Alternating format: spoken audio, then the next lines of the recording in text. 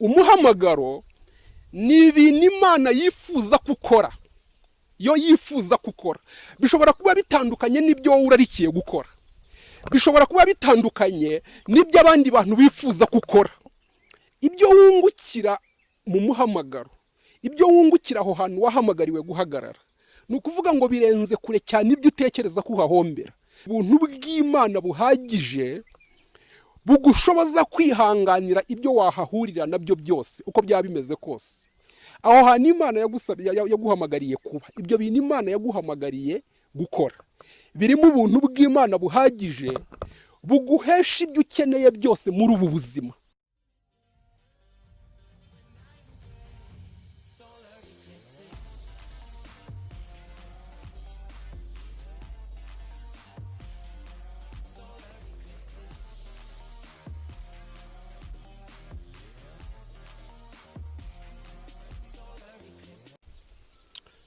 Yesu ashimwe mwene data unkurikiye, Imana iguha umugisha kandi ikomeze ibane nawe kubw'ubwitange ugira bwo gukurikirana izi nyigisho, kuko turabizi neza ko izi nyigisho zizahindura ubuzima bwawe. Ntabwo ubuzima bwawe buzaguma uko bumeze uyu munsi nukomeza gukurikirana izi nyigisho. Hari ikintu Imana izakora ku buzima bwawe gitangaje, ku buryo uzaba umugabo wo guhamiriza abandi ko Imana yacu ari Imana ikora kandi ihindura ubuzima bw'abantu.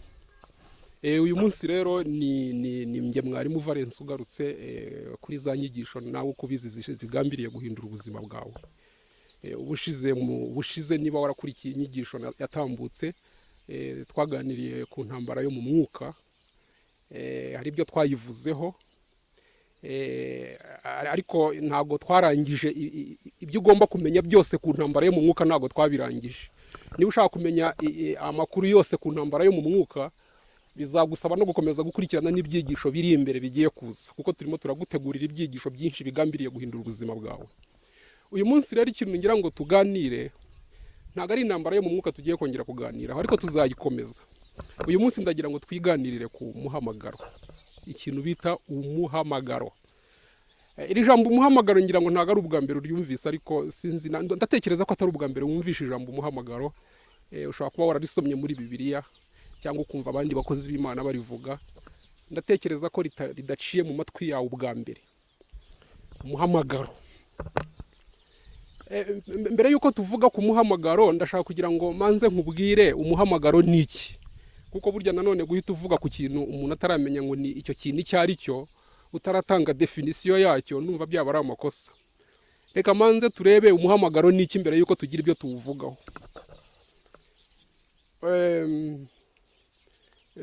Ni ukuvuga ngo mu buzima bw'umuntu habaho igihe aba yumva afite ibintu yifuza gukora.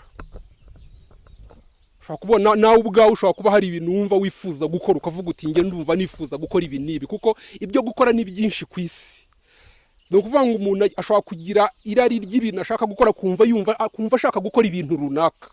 Ibyo bibaho rwose, buri muntu wese ashobora kugira icyifuzo cy'ibintu yumva ashaka gukora.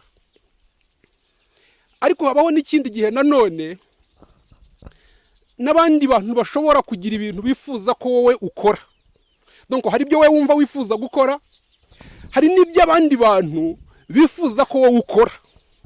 Umuntu ashobora kuza akagupropose ikintu yumva ashaka gukora, akubwira n'umumaro bizakugirira. Ibyo bibaho. Hari n'ibyo Satani yifuza gukora. Umvise?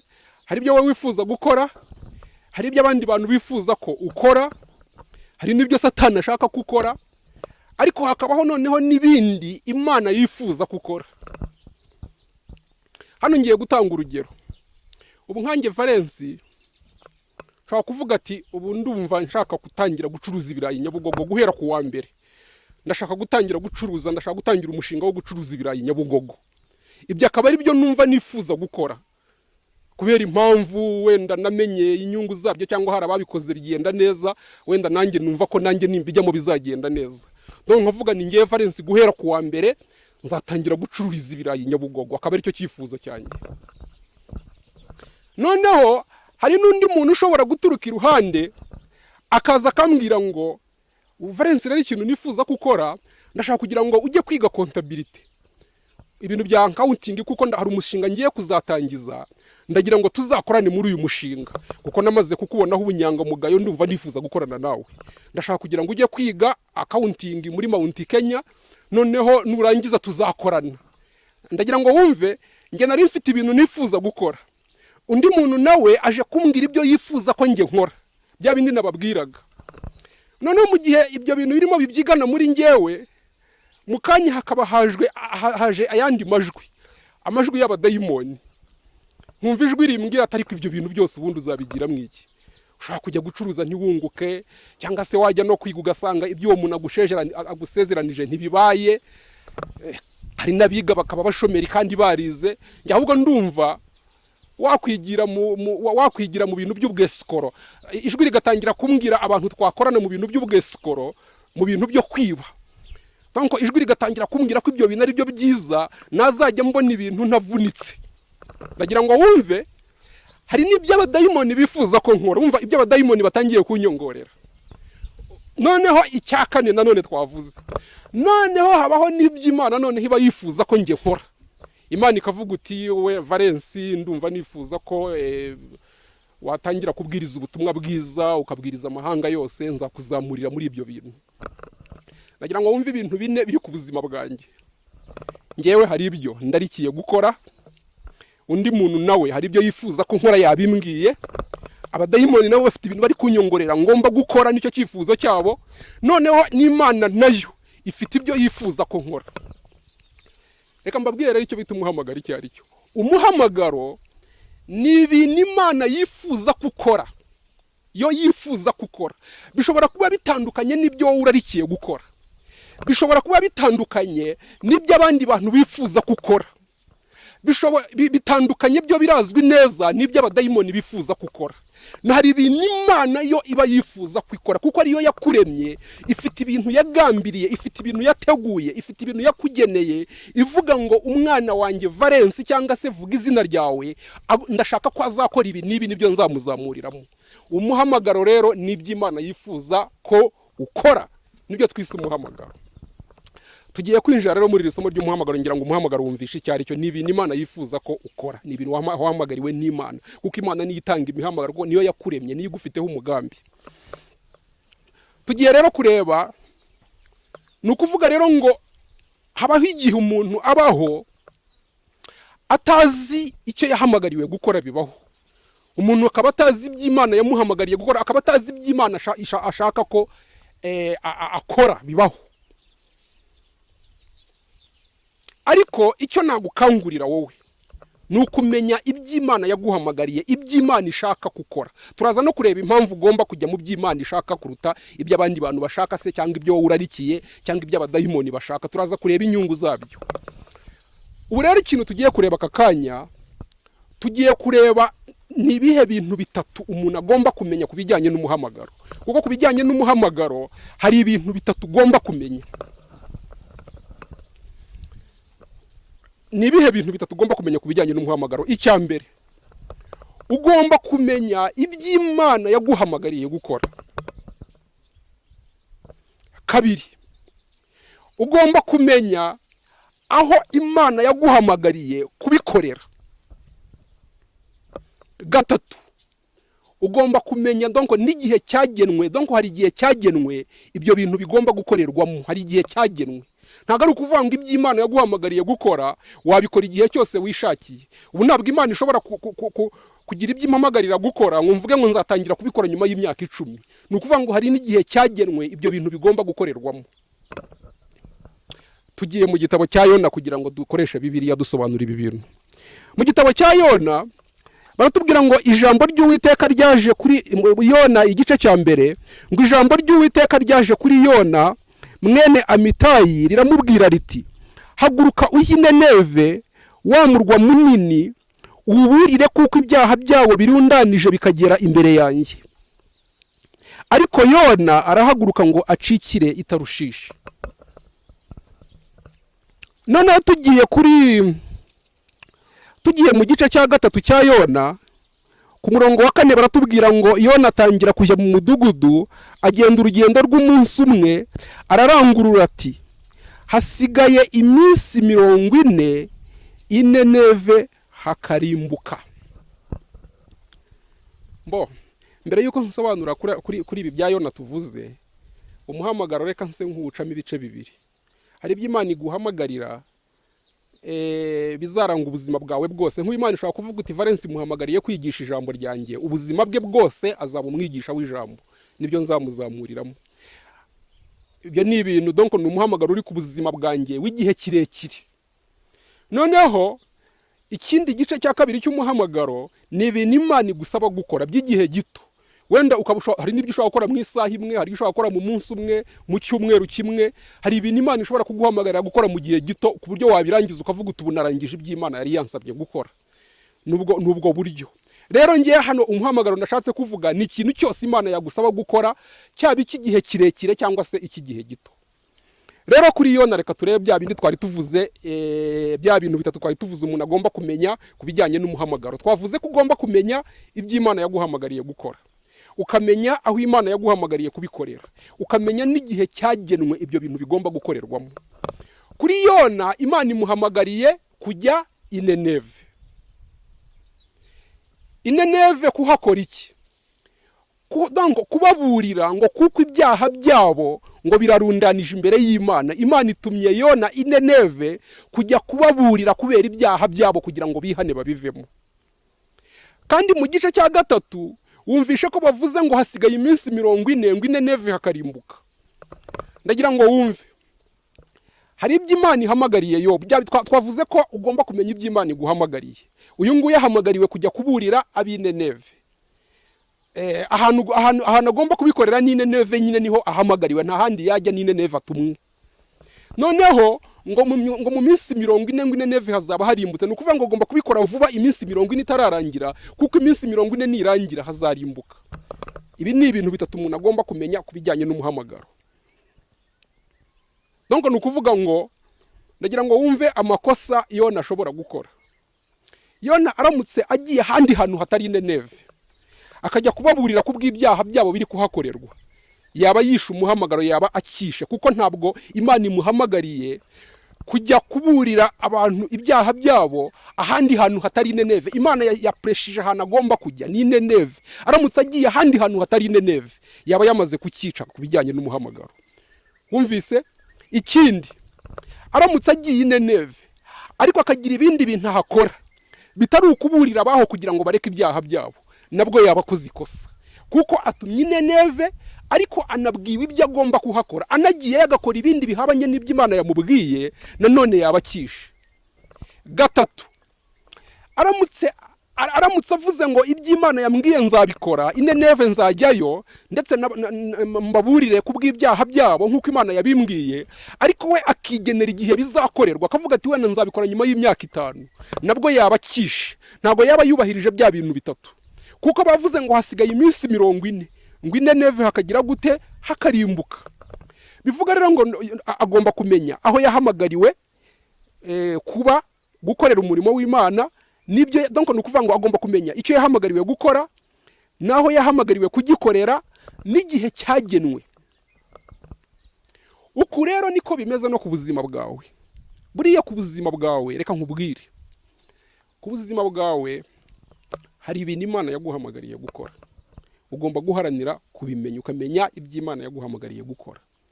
Ndetse hari n'ahantu Imana igutuma ugomba kujya gukorera ibyo ngibyo yaguhamagariye gukora. Ugomba no kumenya ahantu Imana yaguhamagariye kujya gukorera ibyo bintu.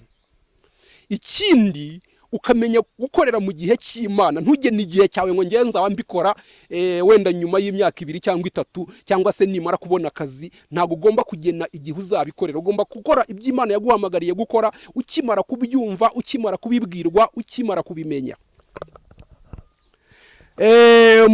Mu byakozwe n'intumwa 16, mu byakozwe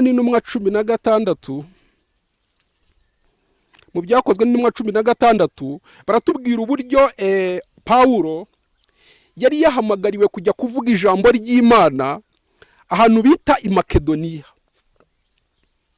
ariko we ntabyo yarazi. Agambirira kujya kuvuga ijambo ry'Imana ahantu bita Asiya. Noneho umwuka w'Imana mubuza kujya Asiya kuhavuga ijambo ry'Imana. Ikindi, yagambiriye kujya kuhavugira kuvuga ubutumwa i Buteniya, aho naho Imana irahamubuza.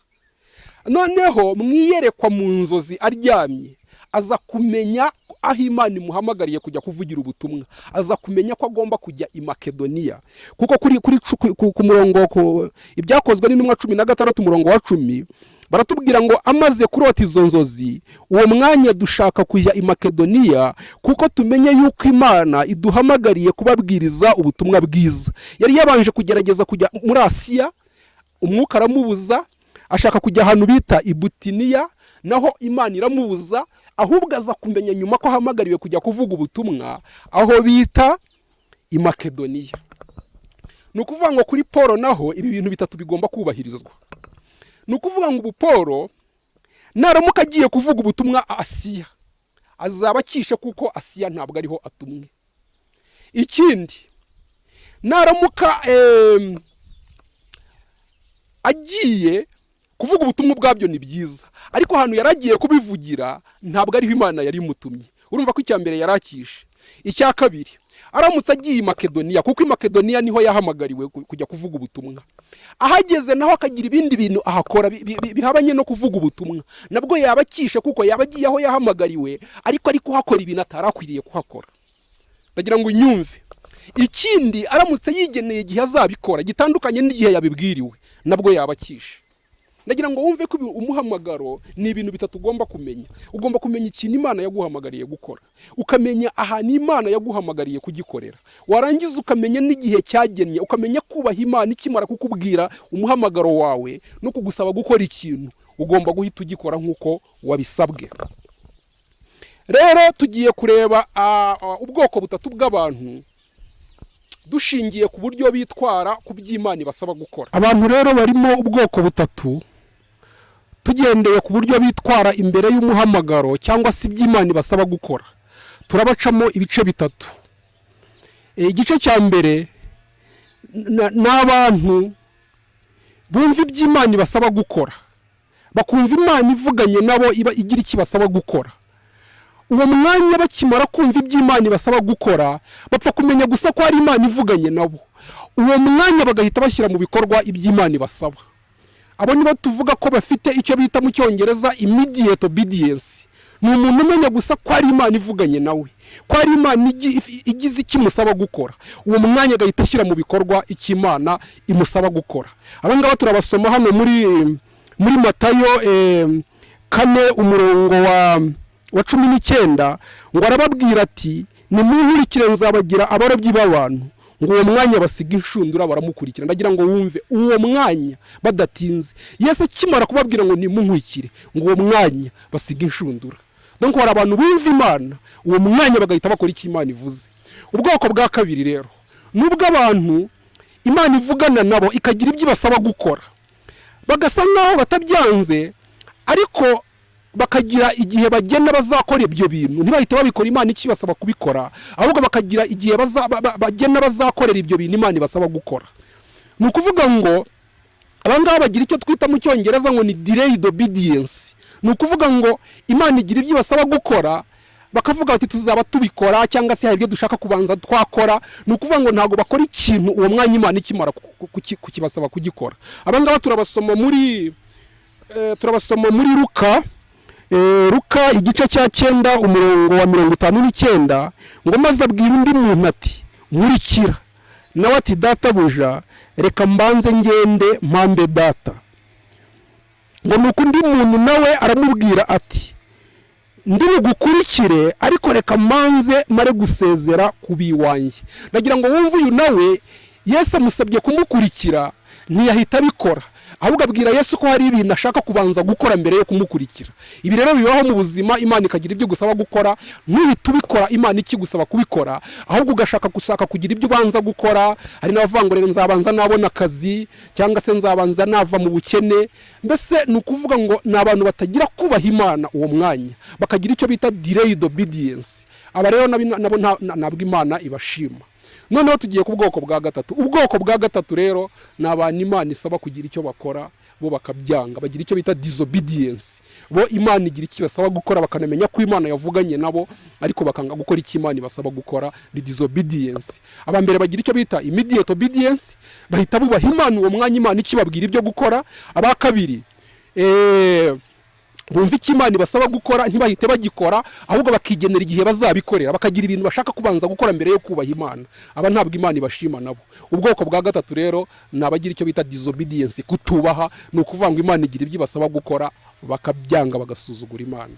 Imana rero iragushaka muri ya kategori y'abantu bahita bubaha Imana uwo mwanya ikimara kugira icyo ibasaba gukora, bagahita bashyira mu bikorwa icyo Imana ibasaba. Yohani 21 uzahasome wumve, hari abantu Yesu yasabye kujugunya urushundura iburyo bw'ubwato. Uwo mwanya bahita barujugunya. Bibiliya itubwira ko bafashe amafi menshi cyane ku buryo babuze naho bayashyira. Kubera iki? Uzi impamvu? Nuko bo igikorwa Yesu yabasabye gukora baragikoze. Uwo mwanya bahise bagikora Yesu akimara kubasaba kugikora.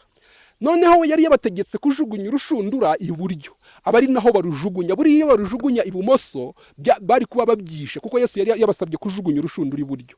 Ni ukuvuga ngo bahise babyubaha, bajugunya urushundura kandi barujugunya iburyo, kandi babikora uwo mwanya Yesu akibivuga. Bibiliya itubwira ko bafashe amafi menshi ndetse babura naho babishira ku buryo inshundura zenze gucika. Ni ukuvuga ngo ubu nawe rero ibintu Imana igusaba gukora, numara kumenya ikintu Imana igusabye gukora, uwo mwanya ugahita ugikora nk'uko Imana igusabye kugikora. Bya bintu bitatu twavuze ku bijyanye n'umuhamagaro ukabyubahiriza, ugiye kureba imigisha Imana igiye kuguha. Imana izaguha imigisha. Bibiliya itubwira ngo bafashe amafi menshi cyane ngo ku buryo inshundura zenze gucika. Uzi impamvu? Nuko hari ikintu Yesu yabasabye gukora, bagikora nk'uko yabasabye kugikora, kandi bagikorera ahantu yabasabye kugikorera. Bajugunya inshundura iburyo kuko ariho Imana yari yabasabye kugira gute? Kuzijugunya. Wumvise? Nguko rero uko ibintu bimeze iyo umuntu ahagaze neza mu muhamagaro we akabikora nk'uko Imana yabigennye, ni ukuvuga ngo abona imigisha ye yose yuzuye nta n'umwe ubuzemo. Rero ku bijyanye n'umuhamagaro hari ibintu bine nagiraga ngo nkubwire. Ikintu cya mbere, ahantu Imana yaguhamagariye kuba niho hari imigisha yawe. Wumvise? Ni ukuvuga ngo imigisha yawe Imana yarayifashe yishyira ahantu yaguhamagariye kuba. Ibyo Imana yaguhamagariye gukora nibyo izakuzamuriramo. Ahantu Imana yaguhamagariye kuba niho yashyize imigisha yawe.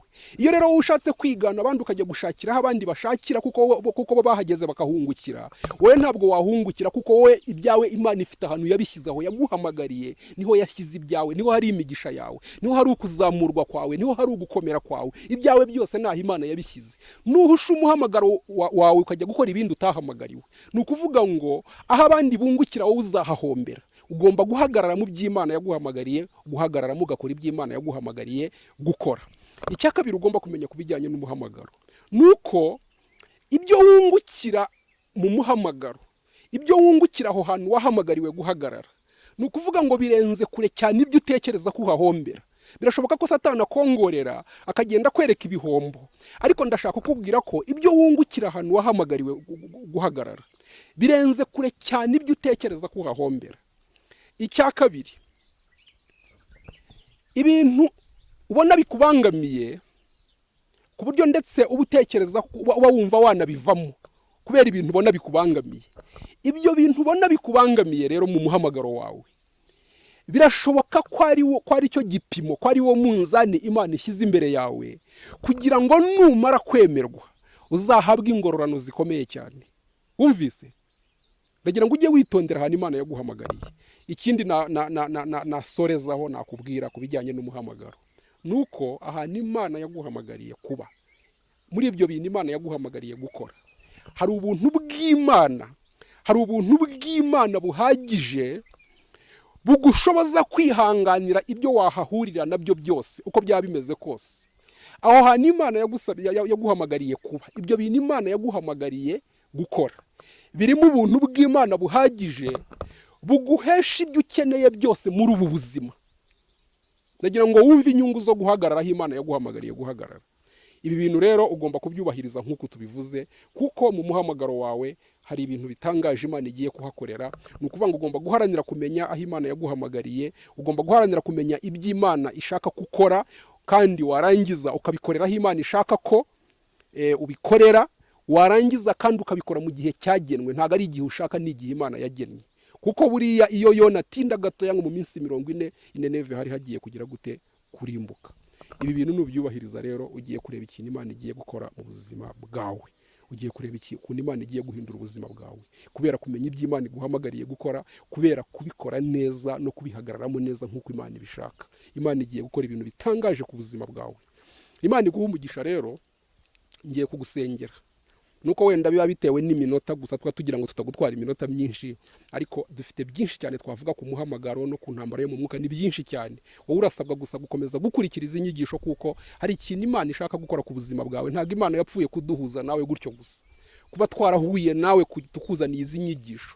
Ni ukuvuga ngo hari ibintu Imana yagambiriye gukora ku buzima. Ntabwo twapfuye guhura gutyo gusa, hari impamvu izi nyigisho zikurikira. Hari ikintu Imana yagambiriye gukora kandi uzakibonesha amaso, nibwo uzamenya ko Imana yavuganye natwe. Reka nkusengere rero, Imana iguha umugisha. Mana yacu, Imana ishobora byose, Imana yo kwiringirwa no kwizerwa, ndasengera Mana uyu mugaragu wawe wakurikiye iyi nyigisho, ndakwinginze kugira ngo uhindure ubuzima bwe, umuhe umugisha cyane Mana kubw'umwanya we atanga wo gukurikira inyigisho.